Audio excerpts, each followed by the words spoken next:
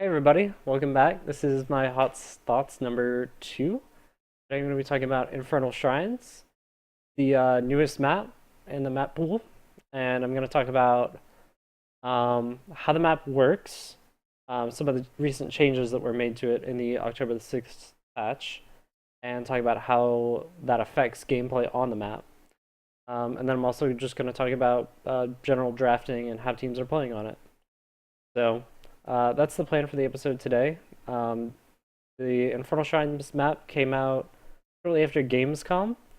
It was part of the whole Diablo event, Eternal Conflict event. Um, and it's basically a 3-lane version of Battlefield of Eternity with Punishers.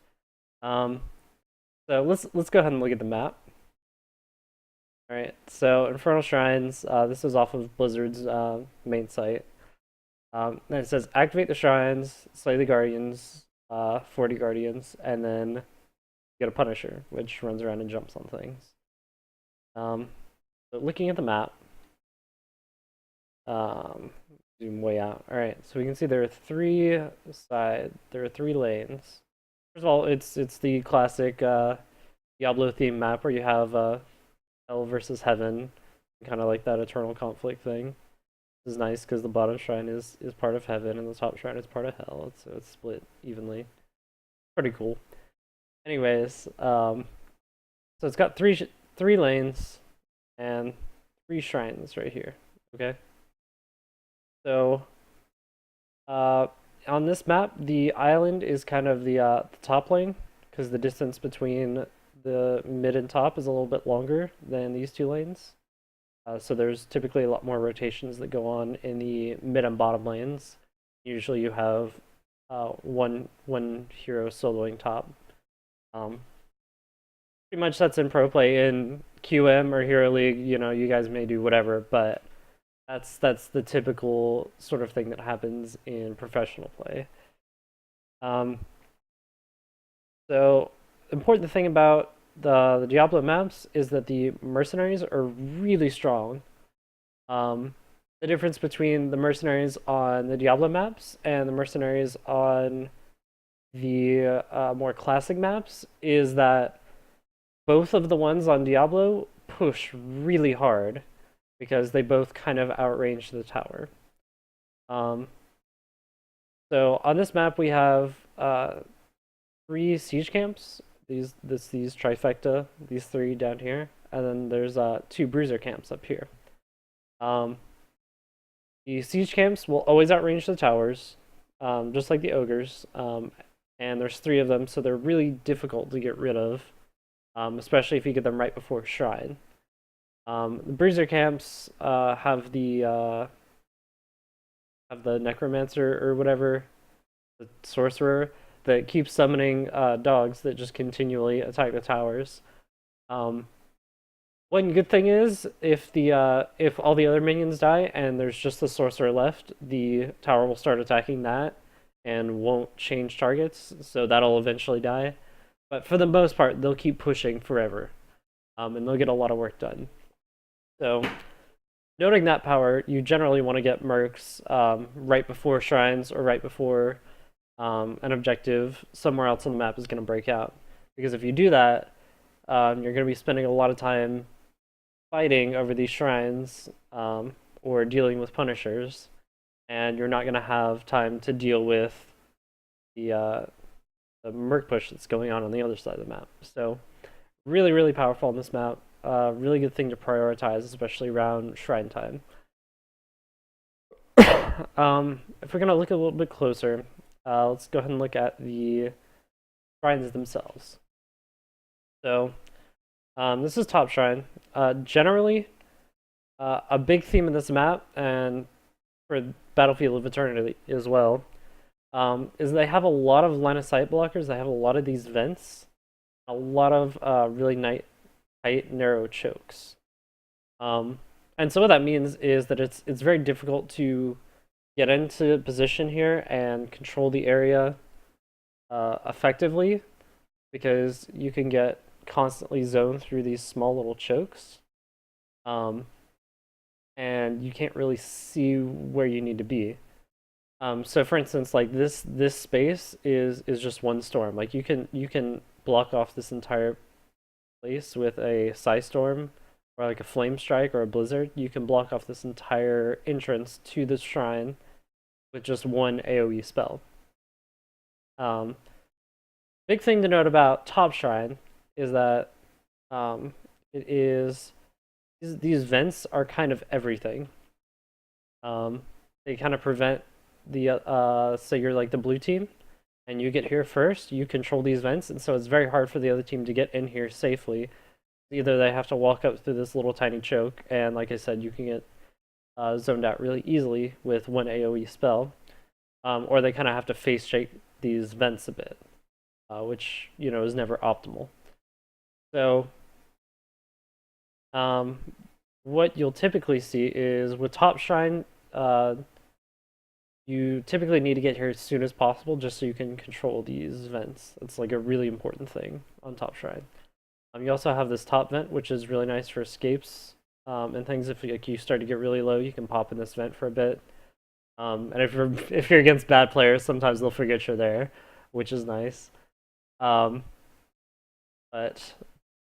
basically, it's all very tight and choky, very difficult to work with. But luckily, the fountains are very close by. You can get to the fountains very quickly. Moving down to or mid shrine rather. Go down to mid shrine. The biggest thing to note is that there are 4 entrances to this one instead of just 2. So 4 entrances mean that there's a lot of different angles to approach the fights. You have these like safety vents back here that you can kind of retreat into if you need to. There's this vent, which is a little bit hard to control, and then these vents on the side, which are less useful but can be used for things like Sergeant Hammer can siege up here and hit the stuff here, as well as zoning out this big area. The biggest thing to note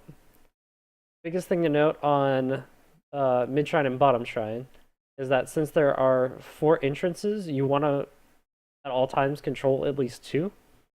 So if you're coming in from the blue side, you want to make sure you're covering the left and top side at the same time, or left and bottom side. Because if you're only controlling one side, you end up just funneling in here and you can get flanked really easily, and that's kind of a big deal.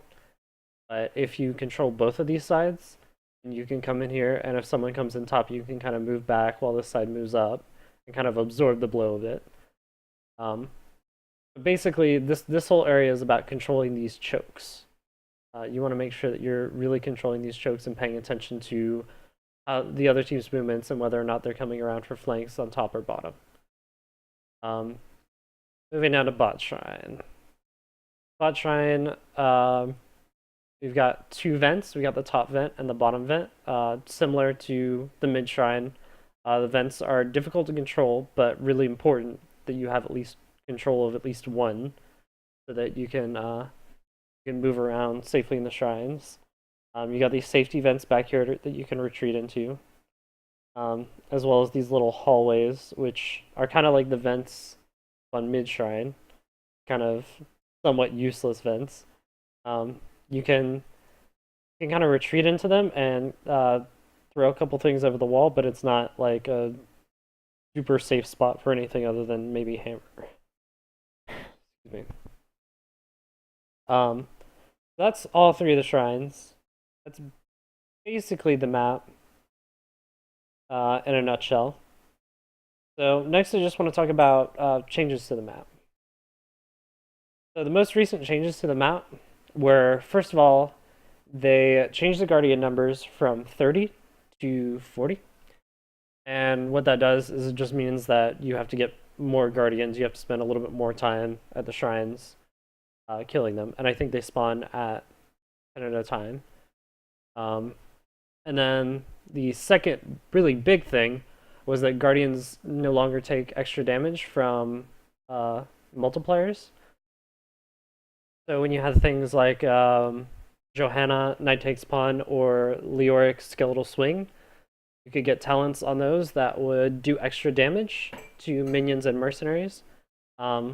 And so it used to be that the other team would like spend a whole bunch of time. They'd be attacking skeletons, and then Leoric would just come over, just kind of knock all of them and steal all of them, because he could kill them all instantly. And so that was kind of completely overpowered and ridiculous, because Johanna, Condemn, and the Skeletal Swing, even things like Moonburn, and the Spirit Swoop from Rexar, those could clear them a lot faster than other people. Um, so what ended up happening because of that change is now we have a little bit more variety in heroes. It's no longer like you have to get either Johanna or Leoric on this map, and if you don't get either one of those, then you instantly lose. Now it's a lot more fair for the teams, and also because they don't take extra damage from that, they end up fights at the shrines and taking a lot longer, just to kill all of them. Not even because of the extra numbers, but just because it takes longer to kill them. So fights that were usually like fights over shrines that were usually like maybe like 30 seconds to a minute, maybe, are now like a minute plus. And there's a lot more time that you're spending up there, which in turn, like I said earlier, makes mercenaries a lot stronger, because you can take a mercenary and then spend 2 minutes fighting up at a shrine while the mercenaries are pushing, and they'll take down a gate and 2 towers and work on a fort too. Like it's pretty amazing how much split push pressure you can get done while you're doing the shrines. Um, they also changed the behavior of the guardians a little bit. So the guardians take a little bit. They're I don't know the exact wording of it, but basically it takes the range that they notice you and follow you around is a little bit smaller. So before you could do something like you could just kind of like walk into the shrine and all of them would just kind of congregate around you. Now you have to really, uh, and you could just like delete them with an AoE spell. Now you have to be really deliberate about how you're moving around to try to get as many into a small place as possible. But even then, it's really hard to get more than maybe like 6 or 7 together. You can't get all 10 in the same place. Um, and then the final change to map was how the guardians, the scaling of the guardians. So when the map first came out, it was super super punishing. Whoever got the first shrine, whoever won the first shrine, won the game. Just straight up, whoever got the first shrine won, because you would get the first shrine and you get a Punisher, and it was guaranteed fort. It was guaranteed fort every single time. So you get the first fort, and then your team would be like a level and a half up, and then you'd easily wipe the second shrine because you'd hit level 10 first, and then you get another Punisher and just push straight in for a keep. Sometimes even win the game. If you didn't get the keep, then you would get the third Punisher and then win the game. So it's a really snowballing map. So what they did was they nerfed the Punishers by 10% health and damage, and also nerfed their scaling by 10%. So they're a lot weaker than they used to be. And the biggest difference with that is just that they're threatening still, but they don't guarantee a fort. In fact, if you play it correctly, you can actually get away without losing anything. So we'll talk a little bit about that later, but I'm just gonna go ahead and talk about shrine fights. So I'm gonna talk about how to play on this map. All right. So like I was saying earlier, the biggest thing is abusing a lot of the chokes and the line of sight blockers, and making sure to split push with the mercenaries. So take a look back at the map again. Talk about shrine fights. Okay. So how do we play on a shrine? We're just gonna use mid for now. So like I was saying earlier, like you want to control the side and top or bottom. You want to always control 2 out of the 4 sides. And you want to really deal with these chokes very well. So when you have heroes that can block up these chokes really well, you end up doing really well on these shrine fights.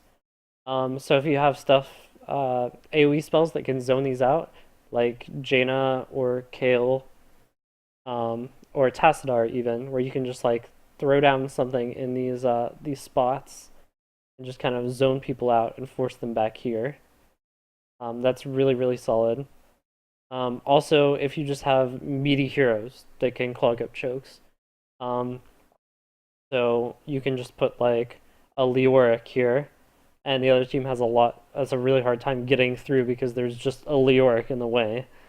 Um, Also, Misha. Misha is really strong in this map because you can put Misha in the choke, and the other team really just can't pile into this choke, or risk having like a team wide stun from Misha.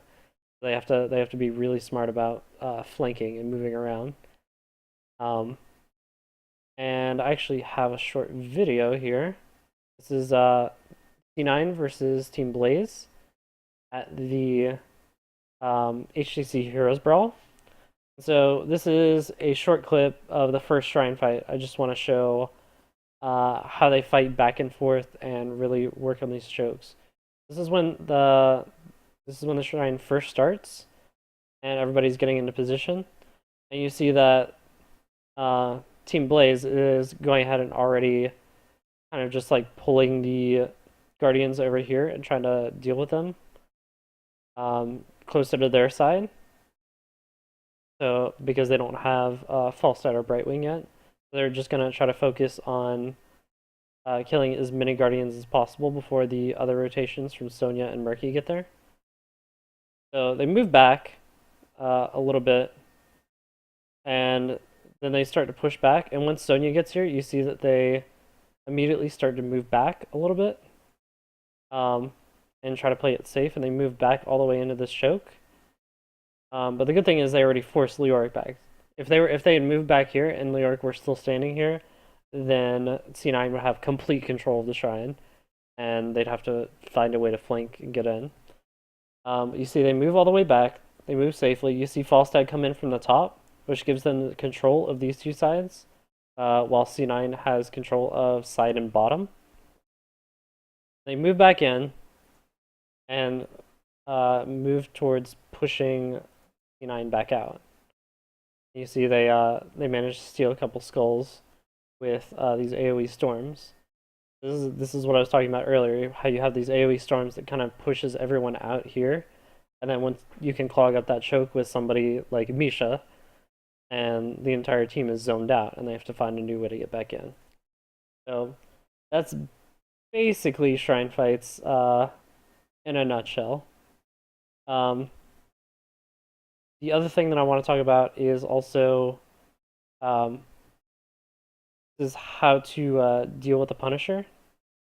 So if you look at, a lot of people don't seem to know how to deal with the Punisher yet. It's kind of like the trick on Haunted Mines. For a long time, people didn't know the siege camp timing, and then people started to catch on and say, "Oh, we shouldn't get our siege camp before the mines. We'll get it after the mines, and we'll get it at this particular time, so that it stays behind the wall and hits the golem." This is kind of like that. It's just one of those tactics that will make this map so much easier for your team. Basically, what you want to do is you want to stand back here behind the wall, and you want to bait the Punisher to jump over the wall. You want to use a tank to do this, not a squishy person, because there's still a possibility that the other team can burst down these towers and come behind here. And if if one of your squishy players is low, then it makes it a lot harder to defend the continuing push. But if you have the tank back here, what you do is you just bait them over the wall. You hit them once with a long range spell. So for Johanna, she uses the Shield Glare.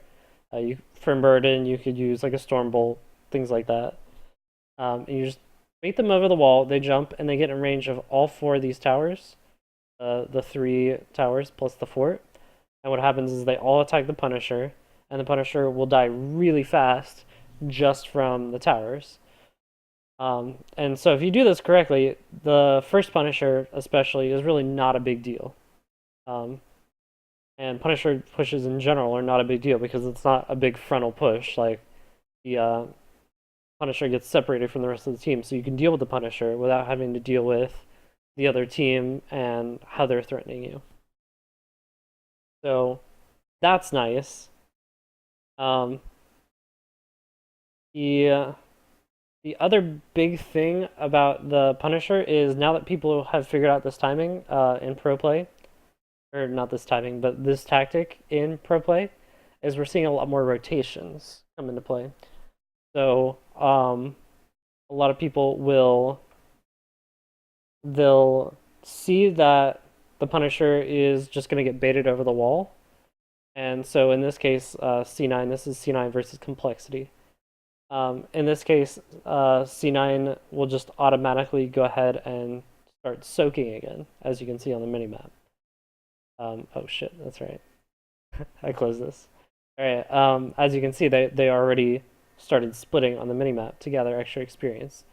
And big thing about that is that punishers are no longer like siege tools. Like you don't just have a punisher and then you can like siege a base and get a lot of towers and forts out of it. What ends up happening is it ends up becoming kind of a tool to pick up extra experience. It's not like the Golem or even the Garden Terror. You're not using it to siege. You're using it basically as a large mercenary. Think of it. It's not even like a boss. It's basically just like a large mercenary where it's fairly easy to clear, but it occupies the other team, and they have to have at least 1 to 2 people to deal with it pretty regularly. And especially once the gates start being exposed, then it becomes more of a sieging tool because it's harder to separate the Punisher from the rest of the team. But in terms of the early game, it's used basically to get ahead in experience. Because you can go ahead and get the Punisher, and the Punisher will do some damage, but it also allows your team to rotate a lot faster, get to the other lanes, and start soaking XP a lot earlier. And so naturally, the counter to this is if if you lose the Shrine fight and you have to defend against the Punisher, you want to ideally have 1 to 2 people defending against the Punisher, and then have other people soaking, so that you automatically negate that kind of extra bit of experience. And so we're seeing that a lot more and more, where people are just, as soon as the Shrine fight is over, you'll have 2 or 3 people just recall and immediately go back to lane. They won't even worry about pushing or defending the push, because it's not really a big deal to deal with the first Punisher. Like I said, the big thing after the wall and gate comes down, it's a little bit more difficult to do this, and sometimes you'll just see people give up forts entirely, because then it is a sieging tool, and you'll never win a team fight if you're behind and they have a Punisher. But there are ways to abuse the way the Punisher works. So if we look at Cognitive versus Tempo Storm, this is also from HTC Heroes Brawl. At this particular time, Cognitive is down at level 9, Tempo Storm at level 10. This is the second Punisher of the game. They lost the Shrine fight, and they're a little bit far down in levels, and so as you can see, they actually just completely give up this fort entirely. You can see on the minimap they just focus on pushing bot and mid and soaking as much as possible until they can get level 10. And so they spend all this time making sure they get to level 10.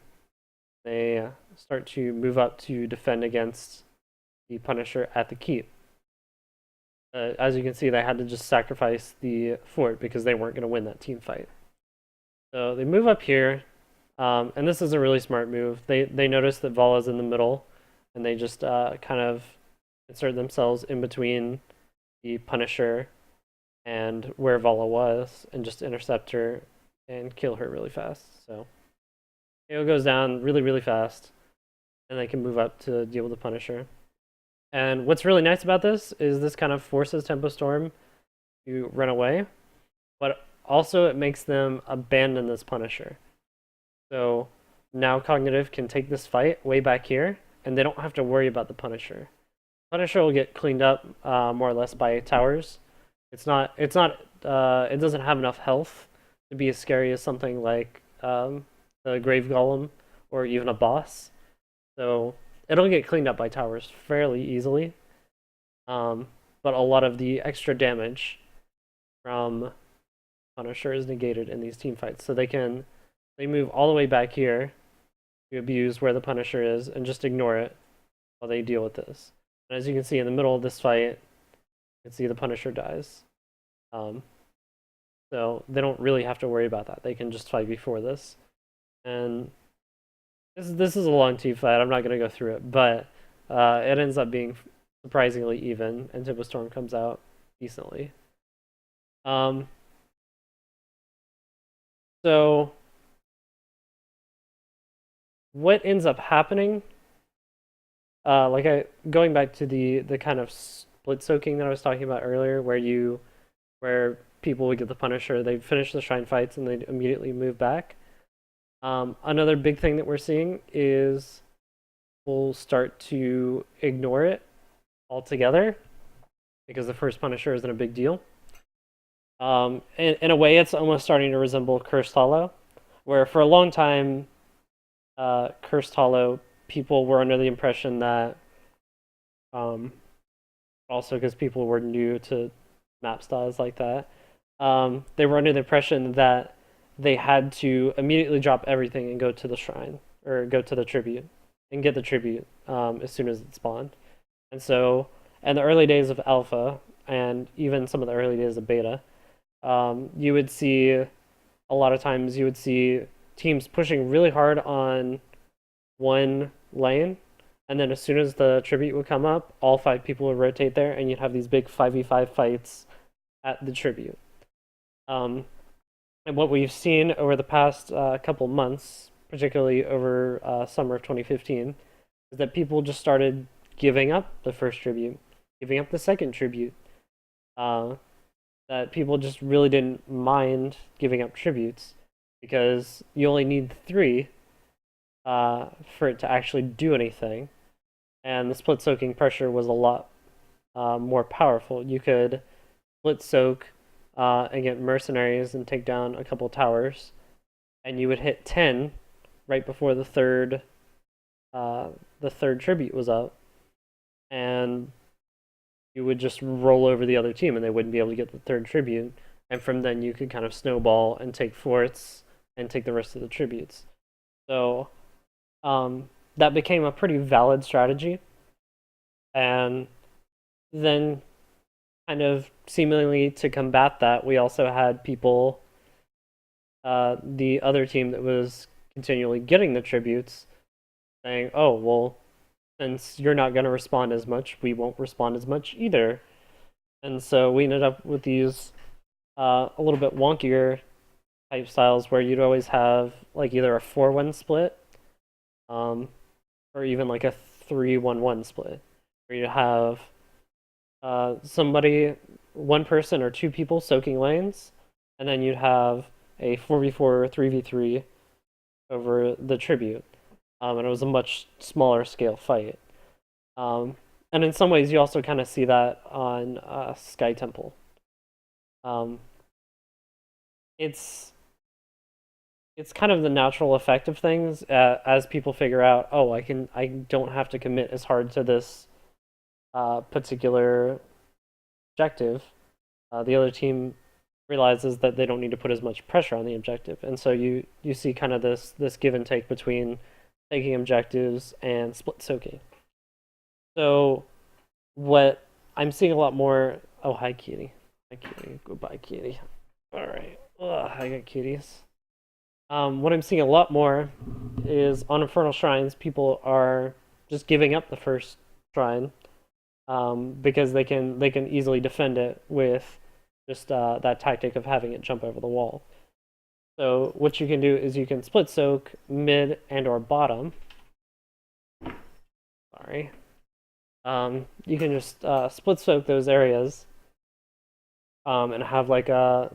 They're still powerful enough, I think, that it warrants a 4-1 split. I don't think usually a 3v3 or a 3v5 is not going to go very well. And the Punishers, like, you're going to lose at least a tower. And I don't think that's worth the split soaking. So I usually see a 4-1, or I have a game here where this is complexity versus C9 again. 50:07, I believe, is the timing. So as you can see, complexity does an interesting strategy where they just give up the shrine altogether, and it forces a really weird response. They have Sylvanas in the bottom lane, and they're also going to take some mercs at some point, I'm pretty sure. But they're pushing really hard in bottom lane, Sylvanas, while just having one person come up here, which is Johanna, and try to clear up some of these minions. And what ends up happening is that they almost actually take a fort because the pressure bottom is so strong. They get the bottom towers easily because this is such a strong push. So they get these bottom gates, or these bottom towers plus the gate, at the price of losing the Punisher. And you also see they're also getting ahead in experience from the split smoke pressure. They're 5 versus 4. So you see that they're actually getting a lot further ahead than the other team, and they also pick up K1 per here, which is nice. So, and Cloud9 is doing their best to kind of respond to this by only having Fan, or only having who's their tank player? I'm totally spacing out. Or only having Murden up there to deal with the Guardians, and having everyone else rotate down here. But in caffeine, got it. But they're not really quick enough because I don't think they're used to this kind of strategy. This is a fairly new type of thing that we're seeing. So I think as we're moving towards the future, I think we're going to see a lot more of people realizing that this is going on and kind of staying a little bit more stable in terms of their split soaking instead of just all rushing up to the shrine. We're going to see a lot more thoughtful rotations. I also want to talk about the global presence of things like Brightwing and Falstad and Abathur. They can all kind of split push during the shrines. Those are all very powerful heroes because also the Lost Vikings are really powerful in this map. Because what you can do is, since the first Punisher doesn't matter as much, you can still fight over the shrine and delay it as much as possible.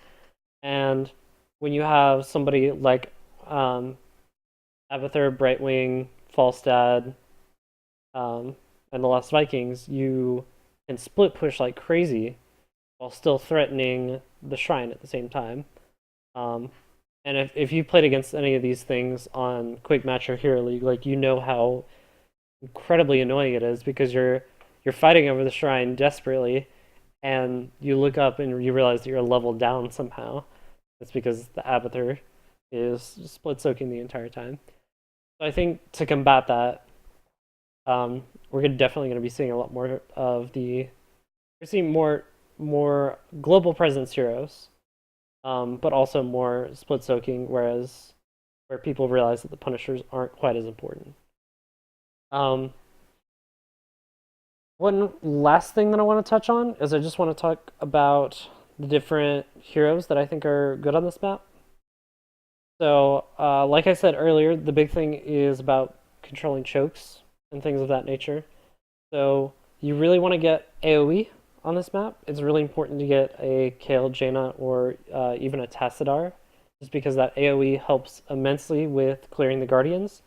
It also is excellent at kind of zoning out with the chokes. The other big thing is you want to get big tanky people that you can kind of put in the chokes, especially tanks with a lot of I don't want to say, I guess, like wave clear, like AoE stuff. Um, so for instance, I think other than Mosh Pit, ETC is generally bad on this map. Just because ETC doesn't have any kind of way to deal with the minions all that well.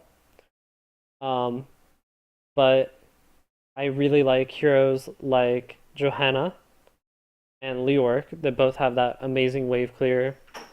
Um, they just have AoE spells on them, which is really nice. And they're also both really meaty, so they can choke up. They can clog up chokes and really force the other team into doing things they don't want to do. I also think Sonya's quite good on this map uh, because she can spin around in the minions. It's a really good map for Sonya actually, just because if she ever gets low, she can kind of just move back into the Guardians during a shrine fight. She can just start spinning and move back into the Guardians and gain health. That's actually, it's a really good map for her. Also, we see a lot of Rexar, Murd, and Arthas on this map. It's just because they have a lot of control over those chokes. Arthas can just like freeze up a choke, and you have like a 1-2 person root inside a choke, and they can just get bursted down really easily. So that's a big deal. And both Murden and Misha can kind of just sit in a choke and threaten a bunch of stuns and CC. So those are really powerful. Um, I think generally you want to pick heroes with early game power curves, just because you are going to be fighting earlier. Um, but as I said, with the kind of split pushing pressure, maybe we'll see a little bit less of that. Um, so like for instance, I cited Abathur. Abathur is like strictly a late game hero, but he works really well on this map just because of that early game split soak.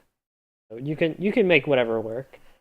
Um, it's in flux right now. We don't really know how the map is going to work out, but I think that for the most part, people are going to start moving away from 5v5 fights at the shrines, and they're going to start moving in towards a lot more split soaking tactics. So we'll see how that works out. Um, that's pretty much it. That's pretty much all I have to say about Infernal Shrines. If you have anything to say, any comments or ideas or criticisms, comment down below. Let me know. I'm willing to open. I'm willing and open to talk about anything. Uh, and I take criticism pretty well. So that's all for now. See you guys next time.